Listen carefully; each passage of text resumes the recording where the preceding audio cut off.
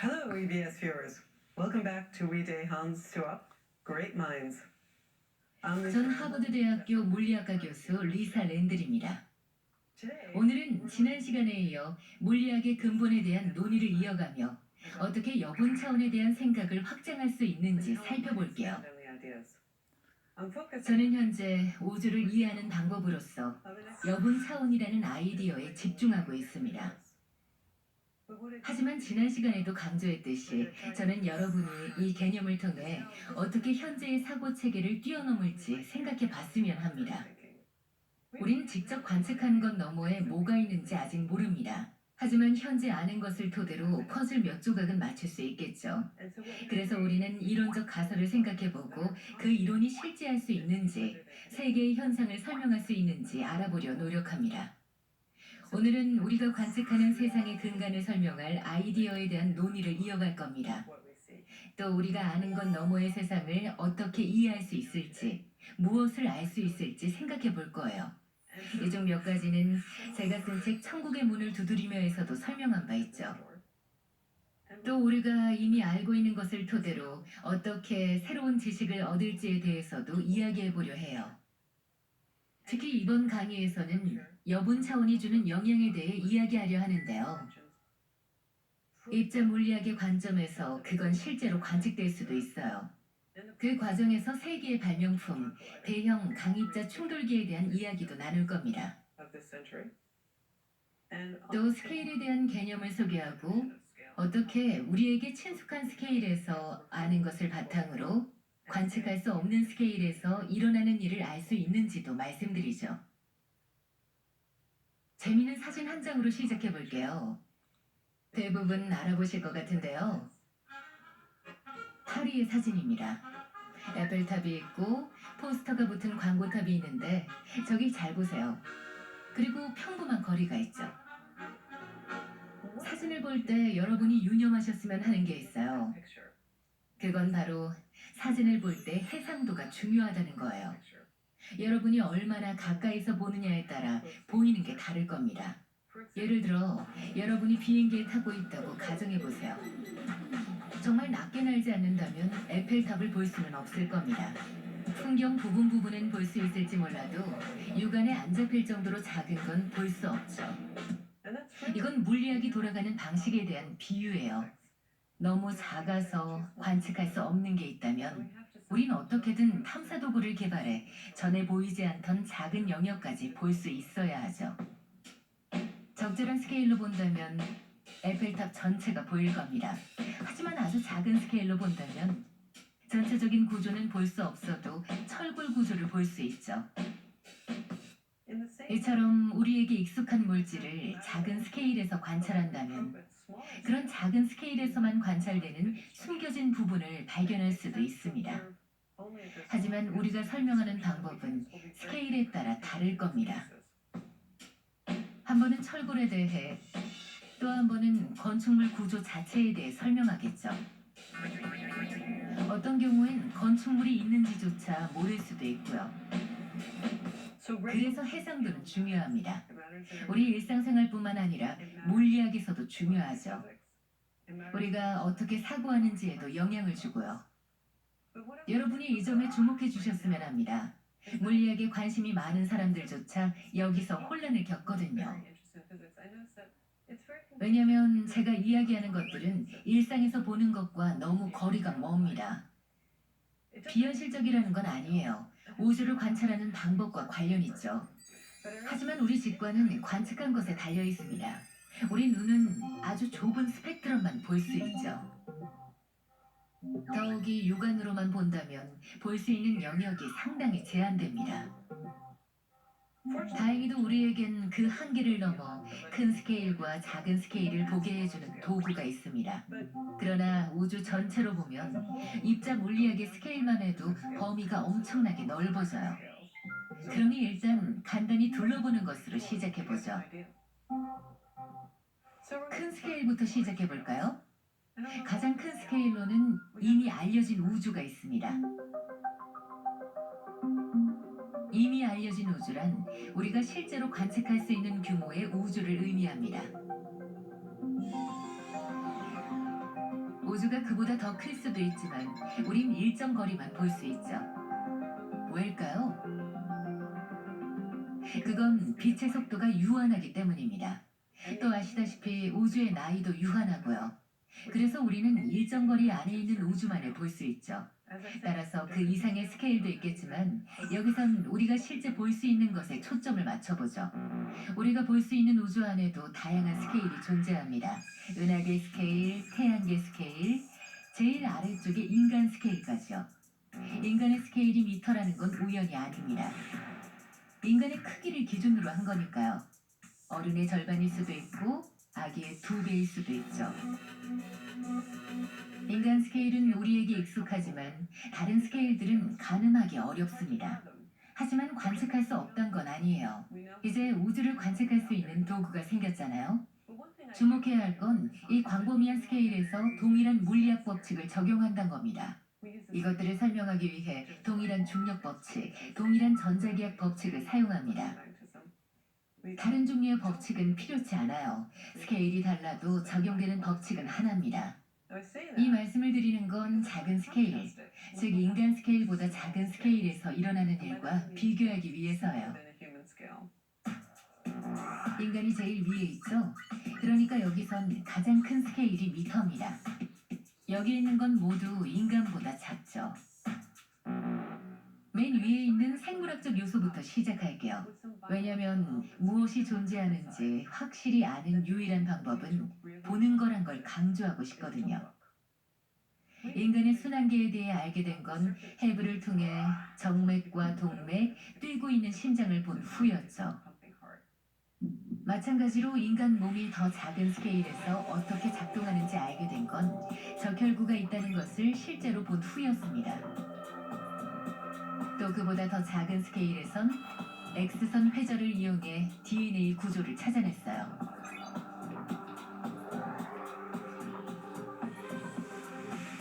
즉 우리가 알아낸 모든 건 관찰 덕분입니다. 인간은 육안으로 보이지 않는 걸 볼 수 있는 도구를 개발했죠. 그렇게 물리학도 지속적으로 연구하며 발전했습니다. 그리고 여기서 스케일에 따라 설명하는 방법도 달라진다는 걸 발견했죠. 다른 설명이 틀렸다는 게 아니라 얼마나 더 정확한가의 여부입니다. 하지만 원자 스케일로 내려갈 때는 선택의 여지 없이 양자역학을 사용해야 합니다.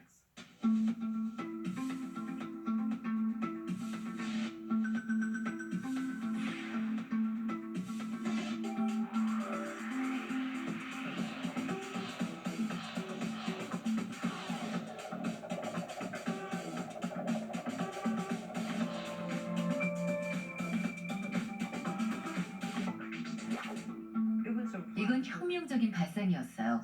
양자역학은 원자 스케일에서 적용됩니다. 앞으로 이와 같은 발견을 또 하게 될지는 모르겠어요. 이 개념은 물리학에 대한 우리의 사고방식 자체를 뒤흔들어 놓았습니다. 관찰 규모는 점점 더 작아졌고 결국 양자역학을 원자 스케일에 적용하게 됐어요.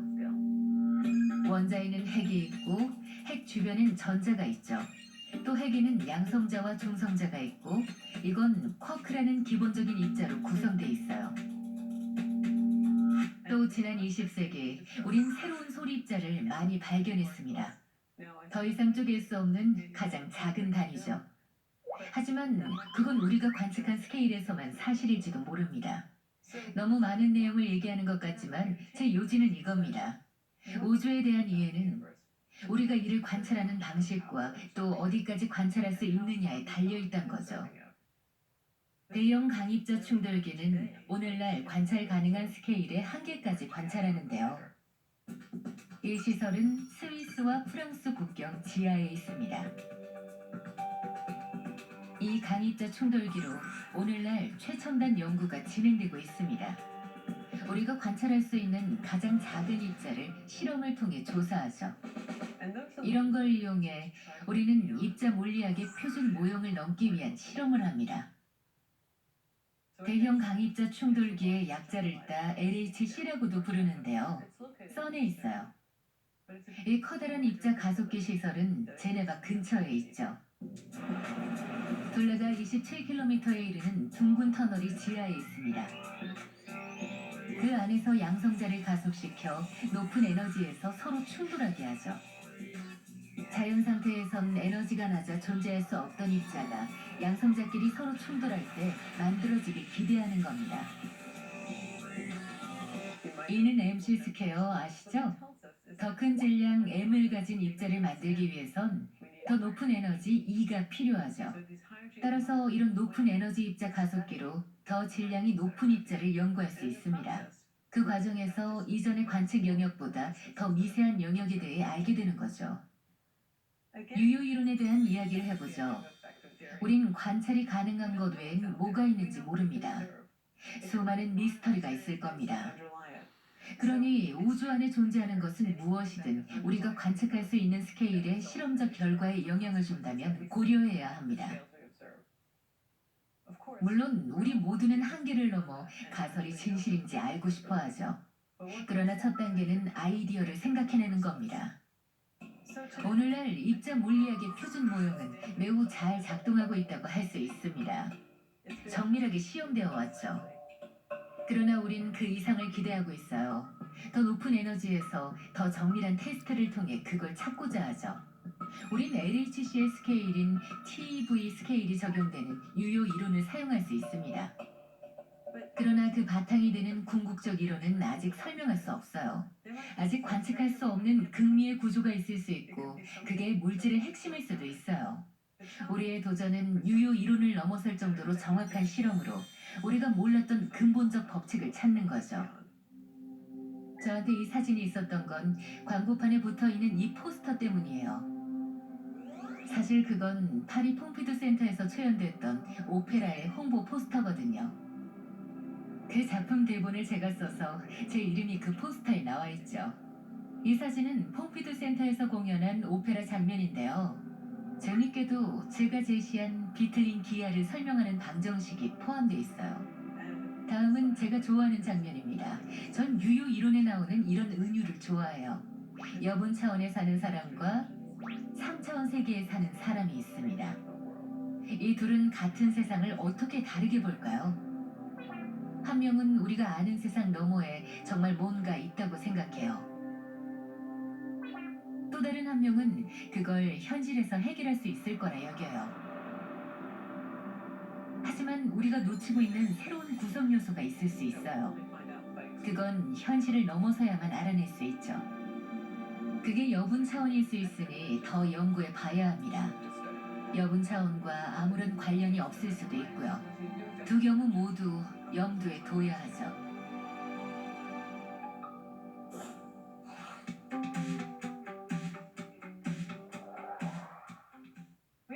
직접 관측할 수 있는 것 너머에 뭐가 있는지 아직 몰라요. 지난 20세기에 새로운 소립자의 발견이 많았죠. 더 이상 쪼갤 수 없는 가장 작은 단위입니다. 하지만 그건 우리가 관측한 스케일에서만 사실일지도 몰라요.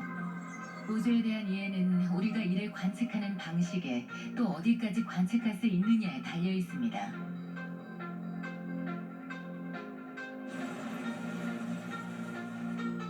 대형 강입자 충돌기는 오늘날 관찰 가능한 스케일의 한계까지 관찰합니다. 그리고 이 강입자 충돌기로 오늘날의 최첨단 연구가 진행되고 있죠. 높은 에너지 입자 가속기의 목표는 뭘까요? 그중 하나는 질량의 기원을 이해하는 겁니다. 일반적 질량이 아니라 소립자의 질량이죠. 사실 그 목표는 달성됐어요. 표준 모형은 현재까지 알려진 가장 기본적인 소립자들과 그들 간의 힘을 설명하는 이론입니다. 우선 자연에 존재하는 4가지 힘을 언급해야겠네요. 중력, 전자기력, 그리고 양력과 강력이 있어요. 물질 간의 상호작용인 힘들이죠. 그렇다면 어떤 물질들일까요? 강력과 상호작용하는 것도 그렇지 않은 것도 있습니다. 강력과 상호작용하는 걸 간입자, 그렇지 않은 걸 경입자라고 부릅니다. 경입자는 전자와 유사하지만 조금 더 무거운 입자들입니다. 뮤온과 타우 입자 그리고 중성미자들로서 이들은 강력을 받지 않죠. And 그리고 hadron 쿼크들로 구성된 강입자들이 있죠. they can be sort of made up of particles like 쿼크들은 업, 다운, 참, 스트레인지, 보통, 톱으로 불리는 6종류가 있는데 이 중 업 쿼크와 다운 쿼크들이 원자들을 이루고 있고 나머지는 이 쿼크들의 무거운 버전입니다.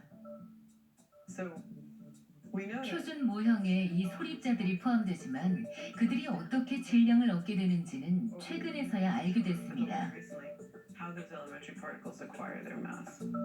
힉스 입자의 발견으로 우리는 입자가 어떻게 질량을 얻는지에 대한 많은 통찰력을 얻을 수 있었습니다. 사실 표준 모형 이론이 통찰력을 줬죠. 이 발견으로 그게 옳다는 걸 확인했고요. 2012년 LHC에서 힉스 입자가 발견된 건 정말 놀라운 발견이었습니다. 힉스 입자는 피터 힉스의 이름을 딴 것인데요. 힉스 메커니즘과 관련이 있습니다. 힉스 메커니즘은 소립자에 어떻게 질량이 생기는지 설명합니다. 설명하기가 조금 까다롭지만 간단하게 설명하자면 우주는 힉스장으로 가득 채워져 있습니다. 다른 입자들은 이 힉스장과 상호작용을 하고 그렇게 질량을 얻게 되죠.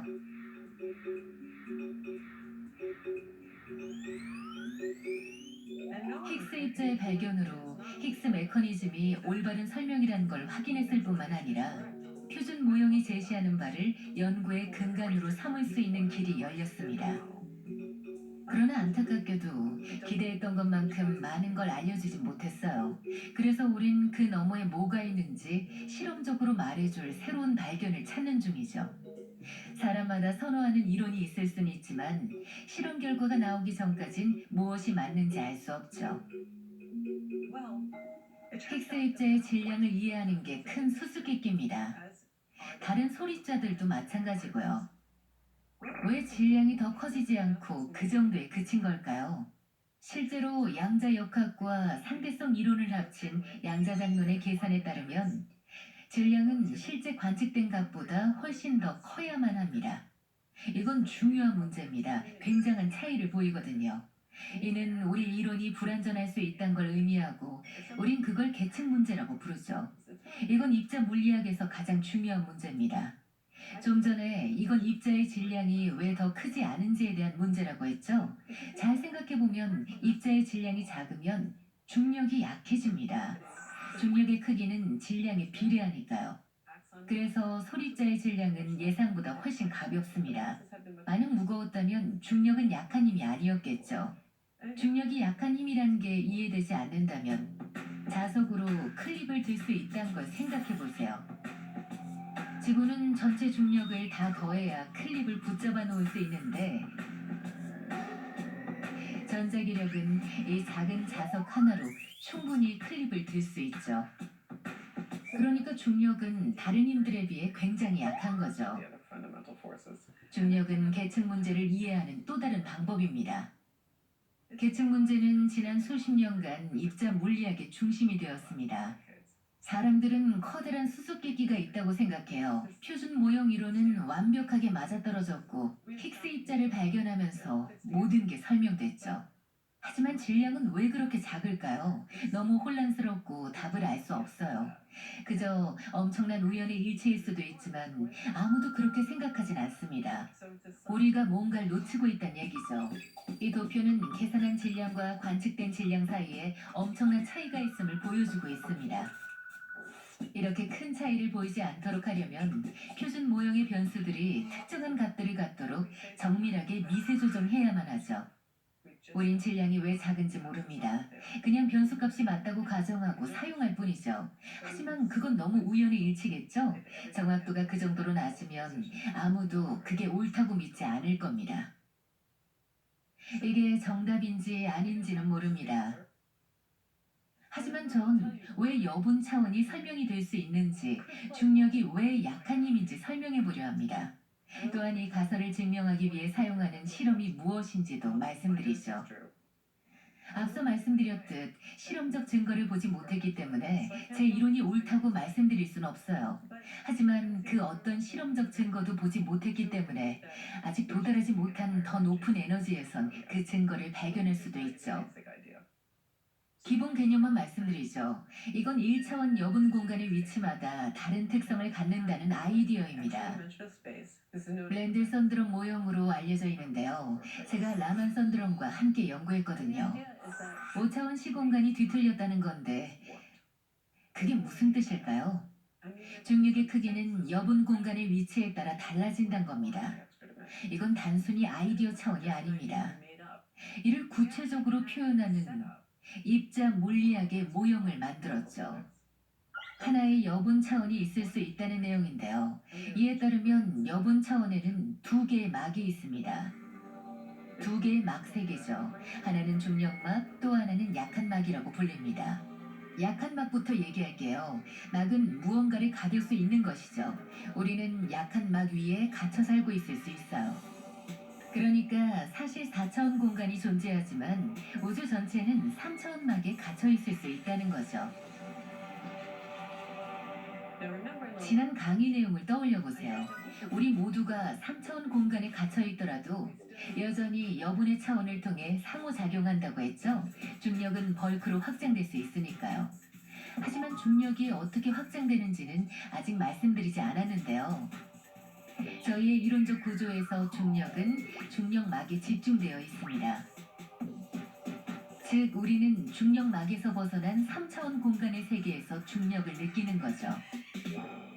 이 구조에서 정말 흥미로운 건 여러분이 어디에 있든 중력막 위에 있지 않다면 중력은 약하고 따라서 질량도 작아진다는 겁니다. 이것은 이 기하 구조에서 중력이 나타나는 방식의 결과입니다. 여기서 자세히 설명할 수는 없는데요. 이게 우리가 방정식을 풀어서 나온 결과임은 믿어주시기 바랍니다. 우린 우주가 어떻게 돌아가는지 모릅니다. 하지만 만약 이런 방식이라면 우린 자연스럽게 중력이 약한 곳에서 살게 되고 계층 문제도 자동으로 설명되죠.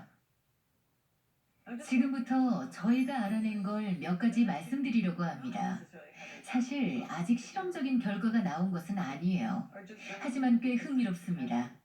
제가 라만과 연구한 랜드 선드럼 기하 구조에서 얻은 내용이죠. 지난 강의를 아마 기억하실 텐데요.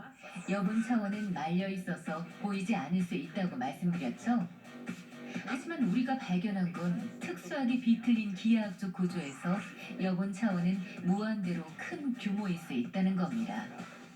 그러니까 현실에서 우린 4차원 공간의 세계에서 살고 있을 수도 있습니다. 무한한 크기의 여분 차원 공간이 있지만 그걸 모를 뿐이죠. 이건 말려있는 여분 차원의 대안이 될 수 있습니다. 어떻게 여분 차원이 우리 우주에서 안 보이는지 설명할 수 있죠. 다시 한번 말씀드리지만 크기, 질량, 중력 모든 것이 여분 차원에 따라 달라집니다.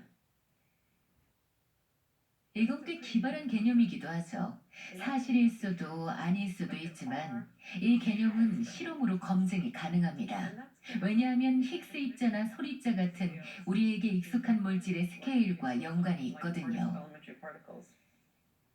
그래서 LHC에서는 이 이론을 검증하기 위해 적절한 에너지를 만들려고 합니다. 여기서 왜 적당한 에너지가 중요할까요? 물론 실험에서 설정하는 에너지 크기가 2배 정도 낮다고 해도 이 이론은 성립할 겁니다. 이론학자인 전 신경 안 쓰지만 실험 물리학자들에겐 이 에너지가 중요합니다. 그게 입자를 만들 수 있는지 없는지 결정하기 때문이죠. 그래서 우린 가능한 한 높은 에너지에 도달하려 노력 중이에요. 하지만 이론을 완전히 검증할 수 있다고 보장할 순 없죠. 그런데 우리가 찾고자 하는 건 뭘까요? 칼루차 클라인 입자라고 부르는 건데요. 칼루차를 기억하시죠? 물리학의 여분 차원의 개념을 도입한 학자입니다. 그리고 클라인은 왜 그 여분 차원이 다른지 설명했습니다. 그래서 여분 차원 세계에 존재하는 이 새로운 입자는 칼루차 클라인 입자로 알려져 있습니다. 그게 뭘까요? 모든 입자는 여분 차원에서의 운동으로 인해 더 무거운 입자들을 수반할 수 있습니다. 그런데 어떤 의미에선 진짜 새로운 입자가 생성된 게 아니에요. 원래 있는 입자들이 여분 차원에서 운동량을 갖는 것뿐이죠. 하지만 여분 차원은 보이지 않잖아요. 그래서 충돌기 실험을 하면 여분 차원의 특징에 맞는 질량을 가지는 입자가 만들어지는 것처럼 보일 거예요. 제가 말씀드리고자 하는 건 만약 여분 차원에서 이동하는 입자가 있다면 구체적인 결과가 나올 수 있다는 겁니다. 적어도 중력은 여분 차원에서 이동하죠. 아마 칼루차 클라인 입자를 확인하고 싶으실 텐데요. 그걸 어떻게 찾을 수 있을까요? LHC로 실험할 때 양성자들을 충돌시킨다고 했는데요. 이와 같은 양성자 충돌을 통해 새로운 입자인 이 칼루차 클라인 입자를 만들어낼 수 있습니다.